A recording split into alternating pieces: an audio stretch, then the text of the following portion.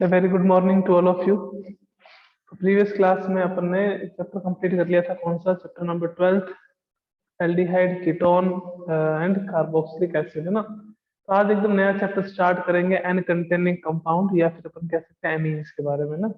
Amines यानी कि NH2 group. जैसे स्टार्ट कर दिया था, एक मैंने आपको बताया था कि एमीन्स होते क्या है। तो अपन वापस से आज को स्टार्ट करेंगे एमीन को, है ना। वही है, ऑर्गेनिक का लास्ट चैप्टर है ये अपना, एमीन्स, है ना। Last chapter of organic chemistry और second last chapter of syllabus of term second. उससे पहले ये बताओ कितने जनों ने एनसीईआरटी कंप्लीट कर ली चैप्टर नंबर 12 की, यानी कि एल्डिहाइड, कीटोन और कार्बोक्सिलिक एसिड की।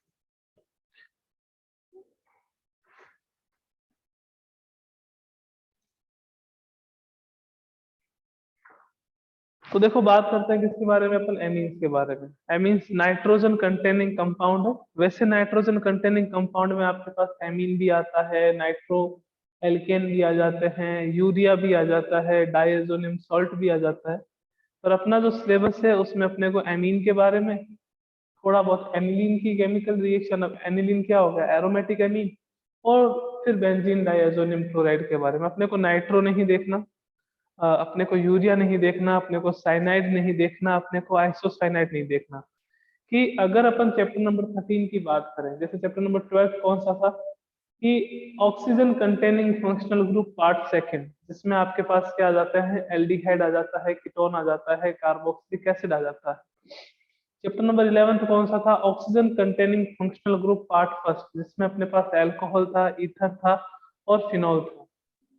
अब जो चैप्टर नंबर 13 है, बेसिकली अपन यहाँ पे क्या करते हैं कि N containing means nitrogen containing functional group जितने भी होते हैं उसकी स्टडी करते हैं। बट अपनी एनसीईआरटी में नाइट्रोजन कंटेनिंग फंक्शनल ग्रुप जितने हैं उसके बारे में नहीं दे रखा है। अपनी एनसीईआरटी में क्या गिवन है, एक तो एमीन गिवन है, एक आपके पास aromatic amine means aniline given है, और एक आपके पास क्या गिवन है, बेंजीन डायजोनियम क्लोराइड। कि सर अदर कौन से ग्रुप होते हैं? तो अदर ग्रुप में आपके पास नाइट्रो एल्केन आ जाता है, नाइट्रो एल्केन आ जाएगा, और यूरिया आ जाएगा, आपके पास साइनाइड, आइसोसाइनाइड। तो ये जितने भी फंक्शनल ग्रुप है इसमें कौन प्रेजेंट है, नाइट्रोजन प्रेजेंट है, तो इसको अपन नाइट्रोजन कंटेनिंग फंक्शनल ग्रुप कहते हैं। तो अपन सबसे पहले बात करते हैं एमीन के बारे में कि एमीन है क्या।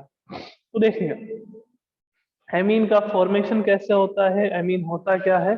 अपने को पता है कि नाइट्रोजन की जो वैलेंसी है, या नाइट्रोजन की अगर अपन बात करें कि कॉन्फ़िगरेशन अगर देखें नाइट्रोजन का, तो कितना होता है, 7। और इसका आपके पास एटॉमिक नंबर 7 और कॉन्फ़िगरेशन क्या होता है, 2, 5। तो नाइट्रोजन की कितनी वैलेंसी होती है कि सर ये तो हमें 9th क्लास से पता है कि नाइट्रोजन की 3 वैलेंसी होती है, ठीक है। अब नाइट्रोजन की 3 वैलेंसी पे आपके पास तीनों की तीनों वैलेंसी पे हाइड्रोजन प्रेजेंट हो, तो उसको अपन क्या कहते हैं, ammonia. Then it is known as ammonia.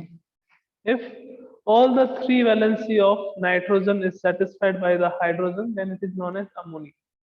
अब नाइट्रोजन की किसी एक भी वैलेंसी पे, नाइट्रोजन की किसी एक भी वैलेंसी पे हाइड्रोजन को अगर रिप्लेस कर देता है alkyl group, alkyl group, for example यहाँ पे NH3 था, एक हाइड्रोजन आपने बाहर निकाला और किसका फॉर्मेशन कर दिया, RNH2। तो एक हाइड्रोजन को किसने रिप्लेस कर दिया, एक हाइड्रोजन को रिप्लेस कर दिया एल्काइल ग्रुप ने। अब देखो यहाँ पे जो नाइट्रोजन है उसकी एक वैलेंसी पे क्या आ रहा है, एल्काइल ग्रुप आ रहा है, then it is known as 1 degree amine और प्राइमरी एमीन। 1 डिग्री एमीन, और कौन सा एमीन कहेंगे अपन इसको, प्राइमरी एमीन। ओके। अब आपने क्या करा, एक बार और नाइट्रोजन लिया, नाइट्रोजन की 2 वैलेंसी पे आपने एल्काइल ग्रुप लगा दिया, और एक पे आपके पास क्या आ गया, हाइड्रोजन। 2 वैलेंसी पे क्या आ गया, एल्काइल ग्रुप, और एक पे क्या आ गया, अपने पास हाइड्रोजन आ गया। Then it is known as 2 degree amine और सेकेंडरी एमीन। 2 डिग्री एमीन और सेकेंडरी एमीन। और अगर आपने नाइट्रोजन की तीनों वैलेंसी पे ही एल्काइल ग्रुप लगा दिया, आर एन आर, यहाँ पे भी आर, तो उसको अपन कौन सा एमीन कहेंगे, 3 डिग्री और टर्सरी एमीन। तो थोड़ा बहुत डिफरेंस है। फॉर एग्जांपल कि मैंने अगर आपको पहले बताया कि 1 डिग्री अल्कोहल क्या होता है, तो आपने लिखा कि सर ये भी 1 डिग्री है और ये भी 1 डिग्री है, दोनों 1 डिग्री अल्कोहल है। मैंने कहा कैसे, आपने कहा कि सर OH ग्रुप जिस कार्बन से बॉन्डेड है वो खुद 1 डिग्री है, तो ये क्या हो गया आपके पास 1 डिग्री। अब अगर आपके पास मैं एमीन में यूं लिख देता हूं दैट CH3CH या CH2NH2, या फिर मैं इसको यूं लिख देता हूं CH3CH3 और यहाँ पे आपके पास आ गया NH2। तो इस कंडीशन में भी ये 1 डिग्री है, इस कंडीशन में भी 1 डिग्री है। बट मैं अगर अल्कोहल लिखता हूं ऐसे CH3CH3OH, तो अल्कोहल तो ये कितने डिग्री हो गया कि सर 2 डिग्री हो गया, बिकॉज यहाँ पे ऑक्सीजन जिस कार्बन से बॉन्डेड है वो 2 डिग्री है। बट एमीन के केस में ये भी 1 डिग्री है और ये भी 1 डिग्री है। कि ऐसा क्यों? बिकॉज यहाँ पर भी नाइट्रोजन की एक वैलेंसी पे एल्काइल ग्रुप प्रेजेंट है और यहाँ पे भी नाइट्रोजन की एक वैलेंसी पे क्या है, एल्काइल ग्रुप। तो एमीन के केस में प्राइमरी, सेकेंडरी और टर्सरी कैसे डिसाइड करते हैं कि नाइट्रोजन की वैलेंसी पे कितने एल्काइल ग्रुप प्रेजेंट है। If only 1 alkyl group is present, then it is known as 1 degree amine. If 2 alkyl groups are present, then it is known as 2 degree or secondary amine. Or when 3 alkyl groups are present, then it is known as 3 degree or tertiary amine. तो 1 degree, 2 degree, 3 degree amine की case और 1 degree, 2 degree, 3 degree बाकी सारे functional group का case जो है वो थोड़ा सा डिफरेंट रहता है। क्लियर है? तो फिर आइए आगे चलते हैं next.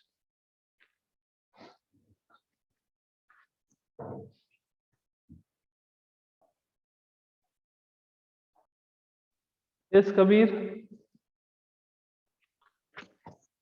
Hello, good morning sir. Good morning sir ये बोर्ड क्लियर नहीं आ रहा। ये बीच में से दिक्कत हो रही है तो सेंटर में एकदम। हाँ सर, और या पूरा ही क्लियर नहीं आ रहा? पूरा सर क्लियर नहीं आ रहा। मेरे हिसाब से तो सेंटर में दिक्कत हो रही है क्योंकि थोड़ा सा वो विंडो का रिफ्लेक्शन हो रहा है, तो कल इसको विंडो को अपन कवर करवा देंगे, फिर आपका बोर्ड सही जाएगा। ठीक है ना?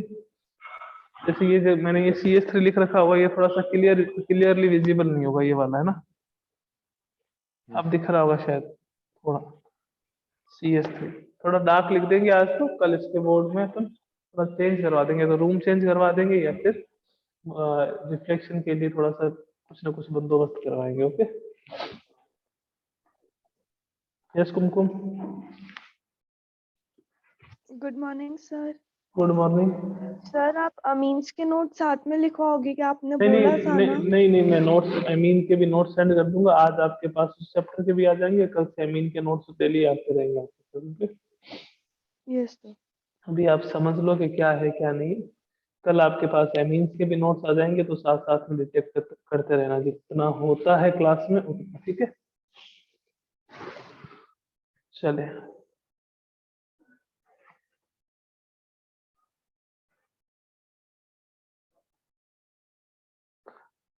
तो देखिएगा कि आपके पास ये 1 डिग्री, 2 डिग्री, 3 डिग्री यानी कि प्राइमरी, सेकेंडरी और टर्शियरी एमीन के बारे में बात हो गई कि नाइट्रोजन की वैलेंसी पे कितने एल्काइल ग्रुप प्रेजेंट है, उसके बेसिस पे अपन देखते हैं कि कौन सा प्राइमरी एमीन है, कौन सा सेकेंडरी एमीन है, कौन सा टर्शियरी एमीन। नेक्स्ट अपन बात करते हैं स्ट्रक्चर ऑफ एमीन के बारे में।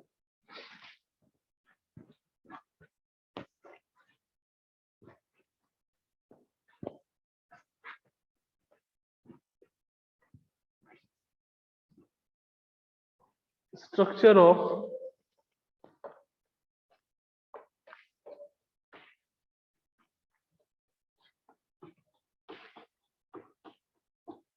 एमीन। स्ट्रक्चर ऑफ एमीन देखते हैं कि क्या रहती है, कौन सी स्ट्रक्चर है, कितना इसके पास बॉन्ड एंगल रहता है, बाकी ये सारी बातें है ना। तो एमीन की अगर अपन बात करें तो ये आपके पास एमीन है जनरली 1 डिग्री एमीन यानी कि प्राइमरी एमीन। इस 1 डिग्री एमीन में सेंट्रल एटम जो है, सेंट्रल एटम अपने पास कौन सा होता है, नाइट्रोजन। और यहाँ नाइट्रोजन की हाइब्रिडाइजेशन स्टेट जो है वो कौन सी है, sp3। तो जनरली अगर अपन बात करें तो sp3 हाइब्रिडाइजेशन में कौन सी स्ट्रक्चर बनती है, कौन सी बनती है, टेट्राहेड्रल स्ट्रक्चर बनती है। अगर आपके पास sp3 हाइब्रिडाइजेशन हो तो कौन सी स्ट्रक्चर बनेगी, tetrahedral. But in the case of amine इसके पास क्या है, number of bond pair, number of bond pair equals to 3 और number of lone pair equals to 1। यहाँ नाइट्रोजन पे क्या रहता है, एक लोन पेयर प्रेजेंट होता है। तो due to the presence of lone pair इसकी जो ज्योमेट्री है वो थोड़ी सी क्या हो जाती है, डिस्टॉर्टेड हो जाती है। और एमीन की जो ज्योमेट्री रहती है, वो स्ट्रक्चर जो रहती है वो कौन सी रहती है, पिरामिडल। कौन सी स्ट्रक्चर रहती है, पिरामिडल। पिरामिडल का मीनिंग क्या हो गया आपके पास कि जैसे ये सेंट्रल एटम नाइट्रोजन, यहाँ एक हाइड्रोजन रहेगा, एक हाइड्रोजन यहाँ रहेगा, यहाँ आपके पास क्या आएगा, एल्काइल ग्रुप, और यहाँ पे आपके पास क्या रहेगा, लोन पेयर ऑफ इलेक्ट्रॉन। ये इसकी स्ट्रक्चर होती है। अब अगर अपन बात करें कि आपके पास अगर प्योरली टेट्राहेड्रल स्ट्रक्चर होता तो यहाँ पे बॉन्ड एंगल कितना होता कि सर, यहाँ पे बॉन्ड एंगल होता 109 डिग्री 28 मिनट्स। अगर आपके पास purely tetrahedral structure, purely tetrahedral structure का मीनिंग क्या है कि उसके पास बॉन्ड पेयर जो है वो 4 हो और लोन पेयर आपके पास क्या हो, 0। बट जैसे ही लोन पेयर आते हैं तो ज्योमेट्री क्या हो जाती है, डिस्टॉर्टेड। अब क्या होगा कि इन दोनों के बीच में रिपल्शन होगा, लोन पेयर और बॉन्ड पेयर के बीच में, इन दोनों के बीच में रिपल्शन होगा, लोन पेयर और बॉन्ड पेयर के बीच में। तो ये आपके पास जो बॉन्ड एंगल है वो थोड़ा सा कम हो जाएगा। तो एच एच के बीच में बॉन्ड है और जो एच आर के बीच में बॉन्ड एंगल का फॉर्मेशन है, ये थोड़ा कम हो जाएगा। तो यहाँ पे अगर अपन बॉन्ड एंगल की बात करें कि एमीन के केस में या फिर अमोनिया के केस में बॉन्ड एंगल जो रहता है वो 107 डिग्री 5 मिनट्स का होता है। 107 डिग्री 5 मिनट्स का, बिकॉज ये डिस्टोर्टेड स्ट्रक्चर है, ये प्योरली टेट्राहेड्रल स्ट्रक्चर नहीं है। ऐसा क्यों होता है, बिकॉज यहाँ पर नाइट्रोजन के पास एक lone pair of electron present होता है और due to the presence of lone pair of electron इसकी जो ज्योमेट्री है वो डिस्टोर्टेड हो जाती है और बॉन्ड एंगल जो है वो डिक्रीज हो जाता है। जो 109 डिग्री 28 मिनट्स का होना चाहिए था वो बॉन्ड एंगल 107 डिग्री 5 मिनट का हो जाता है। क्लियर है? तो एक बार जल्दी से हैंड रेज कर दीजिए, फिर अपन चलते हैं नॉमेनक्लेचर ऑफ एमीन में कि एमीन का नॉमेनक्लेचर कैसे करते हैं। अगर क्लियर है तो जल्दी जल्दी हैंड रेज कर दीजिए।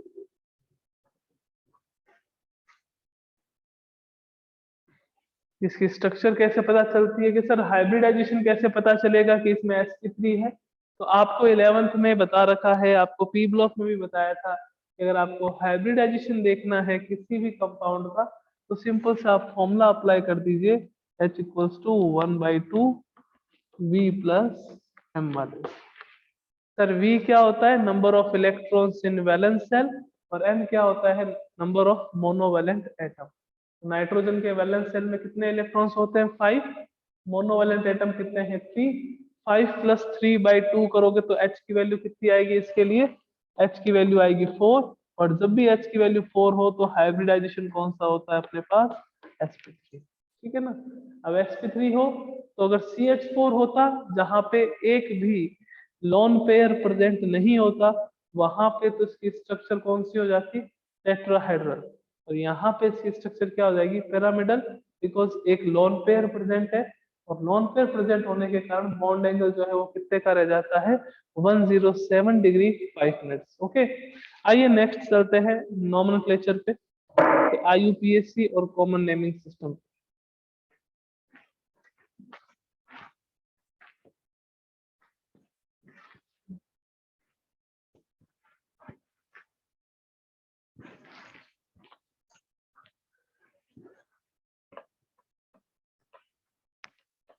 नेमिंग ऑफ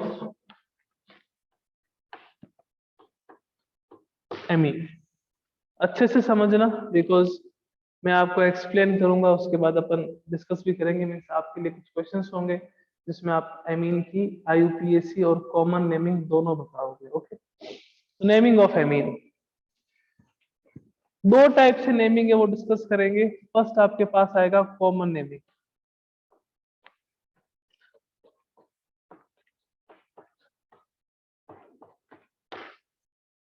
कॉमन नेमिंग बहुत इजी है, क्या आएगा, alkyl amine, alkyl amine common naming में। ओके, और अगर IUPAC की बात करें आप,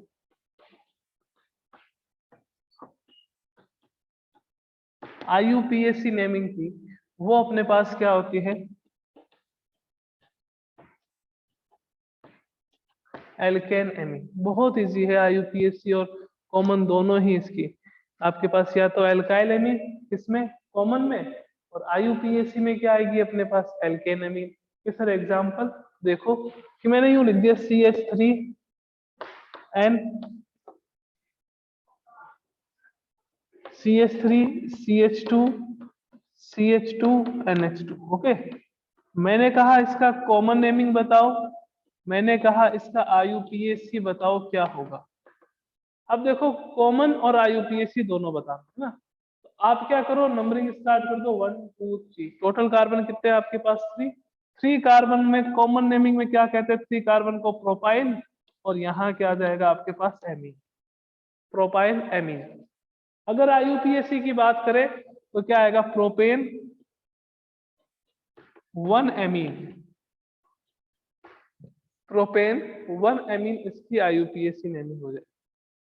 ओके, आपके पास ऐसा आ गया CH3 CH NH2 CH3, ये कंपाउंड आ गया आपके पास CH3 CH CH3 NH2 है ना। मैंने कहा इसका आप कॉमन नेमिंग बताओ, कॉमन नेमिंग एंड आईयूपीएसी। तो कॉमन नेमिंग की बात करें तो आपके पास क्या देखो 1 2 3, सेकेंड नंबर कार्बन से कभी भी हाइड्रोजन बाहर निकलता है तो जो रेडिकल बनेगा उसको अपन आइसो प्रीफिक्स यूज करते हैं। कौन सा प्रीफिक्स, आइसो। तो इसकी कॉमन नेमिंग क्या होगी, iso propyl amine, iso propyl amine. और आईयूपीएसी की बात करें तो आईयूपीएसी के लिए क्या करना पड़ेगा, नंबरिंग करनी पड़ेगी 1 2 3। तो 2 पे कौन सा ग्रुप है आपके पास, 2 पे NH2 है, उसकी नेमिंग अगर देखेंगे तो क्या आएगा, प्रोपेन, प्रोपेन 2 एमीन। ये इसका क्या हो जाएगा, आईयूपीएसी में। बहुत इजी है, अगर आपके पास कॉमन नेमिंग हो तो एल्काइल एमीन, और अगर आपके पास आईयूपीएसी हो देन एल्केन एमीन। अगर आपके पास पोजीशन बतानी हो तो पोजीशन को भी बताना पड़ेगा। फॉर जैसे ये एग्जांपल है CH3 CH CH3, second number पे NH2 ग्रुप है, then it is known as propane 2 amine. तो कुछ एग्जांपल्स हैं आपके लिए, आप बताओ नेमिंग करके कि कैसे आईयूपीएसी या कॉमन नेमिंग होगी इसकी।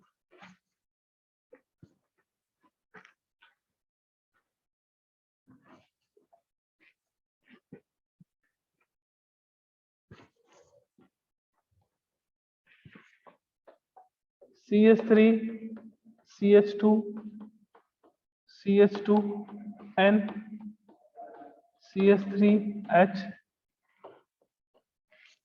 आईयूपीएसी बतानी, कॉमन भी बतानी, दोनों बता दो। N CH3 CH3 CH3, ये है आपके पास। एक है CH3 CH2N CH3 CH3। ये 3 कंपाउंड्स हैं, इनकी आईयूपीएसी और कॉमन नेमिंग दोनों बतानी।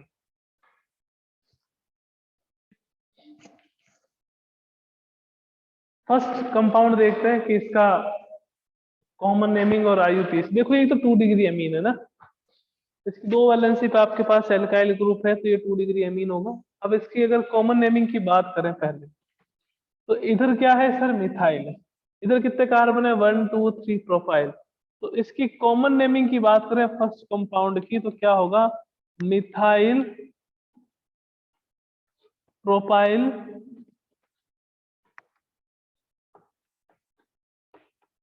Amine, methyl propyl amine. ये भी अल्काइल ग्रुप, ये भी अल्काइल ग्रुप। ये तो क्या हुआ कॉमन नेमिंग। अब अपन बात करते हैं किसकी, इसके आईयूपीएसी की, इसके आईयूपीएसी नेमिंग की।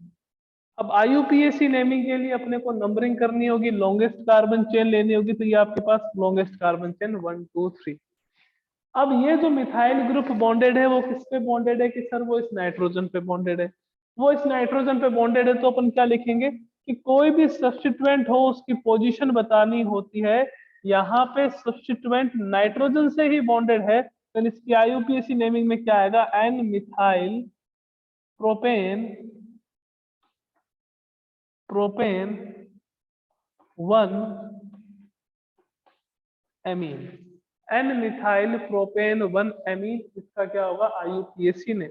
ओके, अब बात करते हैं इसके कॉमन नेमिंग की, जो सेकंड कंपाउंड है उसकी। अब देखो ये भी अल्काइल ग्रुप, ये भी अल्काइल ग्रुप, ये भी अल्काइल ग्रुप, कितने डिग्री एमीन हो गया सर? ये 3 डिग्री एमीन है। अब कॉमन नेमिंग तो क्या कहती है, आप एल्काइल ही यूज करो। क्या यूज करो? एल्काइल।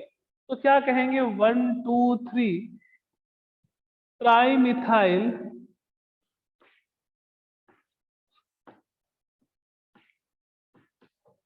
एमीन, इसका क्या हो गया? Common naming. कि सर IUPAC, मैंने कहा देखो किसी एक कार्बन को आप लॉन्गेस्ट चेन में ले लो, अपन ने इसको ले लिया, ये क्या हो गया कि सर सब्स्टिट्यूएंट, ये क्या हो गया? सब्स्टिट्यूएंट।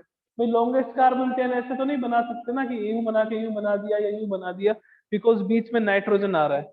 लॉन्गेस्ट कार्बन चेन का मीनिंग क्या होता है कि आपके पास कॉन्टिन्यूसली कार्बन चेन हो, उसको अपन लॉन्गेस्ट कार्बन चेन कहते हैं। यहाँ पे कॉन्टिन्यूसली 1 से ज्यादा कार्बन ही नहीं है, तो आपके पास ये भी सब्स्टिट्यूएंट होगा, ये भी सब्स्टिट्यूएंट होगा, तो क्या आएगा? N N dimethyl dimethyl methane amine, dimethyl methane methane amine. Okay, ये इसका कॉमन और IUPAC। अब इसकी बात कर लेते हैं। देखो यहाँ पे ये मिथाइल और ये 2 कार्बन है, तो इसको अपन क्या कहते हैं? इथाइल। मिथाइल मिथाइल और इसको अपन क्या कहेंगे? इथाइल। इधर भी क्या है? मिथाइल। नीचे भी क्या है? मिथाइल। इधर क्या है? इथाइल। अब आप एक बात बताओ कि अकॉर्डिंग टू अल्फाबेट ई पहले आता है कि एम? ये सर ई पहले आता है। ई पहले आता है तो अपन क्या लिखेंगे इसके लिए? इथाइल। अब मिथाइल ग्रुप कितने हैं? एक और एक 2 है, तो डाई मिथाइल एमीन। अब मेरे कुछ बहुत प्यारे बच्चे हैं, वो कहेंगे कि सर ये डी तो ई से पहले आता है अल्फाबेट्स में। मैंने कहा डी ई से पहले नहीं देखना है, आपको ये देखना है कि ई और एम में पहले कौन आता है। भाई डाई ट्राई टेट्रा तो क्या बताते हैं कि कोई ग्रुप जो है वो कितने ज्यादा नंबर में बॉन्डेड है। अगर डाई है मतलब 2 बार बॉन्डेड है, 3 है, सॉरी ट्राई है तो 3 टाइम बॉन्डेड है। अपने को डाई ट्राई टेट्रा यानी कि जो भी प्रीफिक्स होते हैं कभी भी उसको अल्फाबेटिक ऑर्डर में अरेंज करने के काम में नहीं लेते हैं। अब IUPAC की बात करें, मैंने कहा IUPAC का फर्स्ट रूल ध्यान में रखो कि लॉन्गेस्ट कार्बन चेन आपको सेलेक्ट करनी है। लॉन्गेस्ट कार्बन चेन ये कितने कार्बन की होगी? किससे? 2 कार्बन की। अब ये मिथाइल ग्रुप है, ये मिथाइल ग्रुप है, किससे बॉन्डेड है? किससे? नाइट्रोजन से। तो अपन क्या लिखेंगे? N N di methyl N dimethyl ethane 1 amine. क्या लिखेंगे? Ethane 1 amine. पहले तो वो हैंडरेज कर दीजिए जिसके ये तीनों सही हैं, फर्स्ट सेकंड और थर्ड। ये आपके पास कौन सा था? फर्स्ट। ये कौन सा था? सेकंड। और ये कौन सा था? थर्ड। वो सारे बच्चे हैंडरेज कर दीजिए जिसके तीनों सही हैं। वो सारे बच्चे जल्दी से हैंडरेज कर दीजिए जिसकी तीनों नेमिंग सही है। बहुत अच्छे। अब अपन बात करते हैं यहाँ पे, देखो इस कंपाउंड की, फोर्थ कंपाउंड की। ये आपके पास फोर्थ, मैंने कहा इसकी नेमिंग करो। तो देखो इसका कॉमन नेमिंग की बात करें पहले। इसकी कॉमन नेमिंग, कितने कार्बन है बच्चों? 1 2 3 4। 4 कार्बन है तो अपन क्या यूज करते हैं? ब्यूटाइल यूज करते हैं कि सर? एकदम। अब एक बात बताओ, यहाँ पे ये जो ब्यूटाइल में यानी कि जहां पर ये एमीन ग्रुप बॉन्डेड है, वो कार्बन कितने डिग्री है बच्चों? वो कार्बन कितने डिग्री है? किससे? 2 डिग्री है, बिकॉज यहाँ पे एक वैलेंसी पे एल्काइल ग्रुप और यहाँ पे भी एल्काइल ग्रुप, तो कितने डिग्री हो गए? 2 डिग्री। तो 2 डिग्री को अपन क्या कहते हैं? सेकेंडरी। ये क्या हो जाएगा आपके पास? Secondary isobutyl amine. Secondary isobutyl amine या ओनली आइसोब्यूटाइल एमीन भी कह सकते हैं ना। अब बात करें इसके IUPAC की। IUPAC में देखो 1 2 3 4 4 कार्बन है तो क्या कहेंगे बच्चों, ब्यूटेन।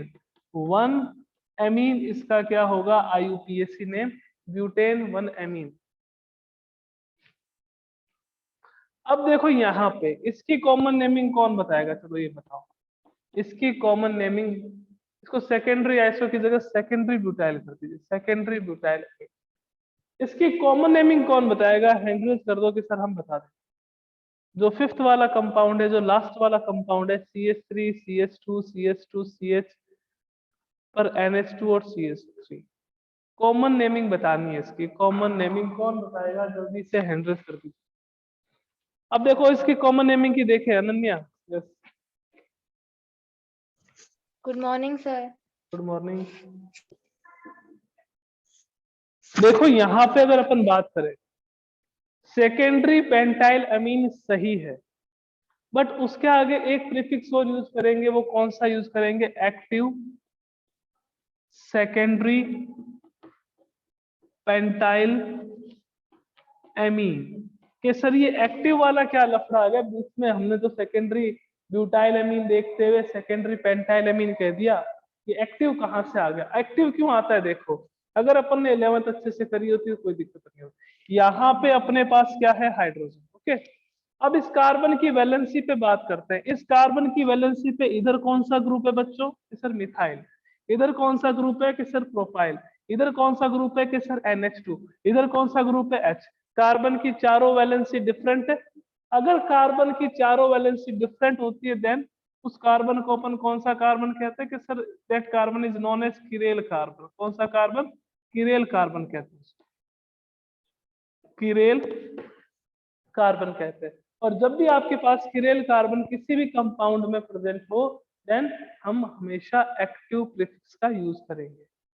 वहां पे हमेशा कौन सा प्रीफिक्स यूज होगा, एक्टिव। अब मैंने कहा इसका IUPAC जरा बता दो क्या होगा, IUPAC। तो IUPAC में तो कोई दिक्कत ही नहीं है, 1 2 3 4 5 है ना। तो 5 है तो क्या आएगा, पेंटेन। एमीन कितने नंबर पे आ रहा है, कि सर सेकंड पे। तो IUPAC नेमिंग क्या हो जाएगी, पेंटेन 2 एमीन, इसका IUPAC नोमेनक्लेचर होगा। तो ये आपके पास क्या है, एमीन का कॉमन नेमिंग और IUPAC नेमिंग हो गया। कॉमन में क्या रहता है, अपन एल्काइल एमीन यूज करते हैं, और IUPAC में अपन क्या यूज करते हैं, एल्केन एमीन यूज करते हैं। क्लियर है। तो अगर IUPAC और common naming of amine clear है तो जल्दी से एक बार हैंड रेज कर दीजिए।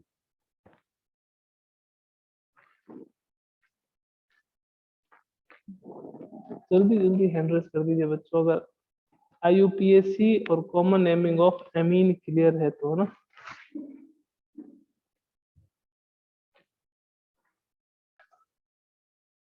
बाकी बच्चों अपन नेक्स्ट क्लास में करेंगे method of preparation of amine, है ना, method of preparation of amine and after that physical and chemical properties. Okay, मिलते हैं नेक्स्ट क्लास में, टेक केयर।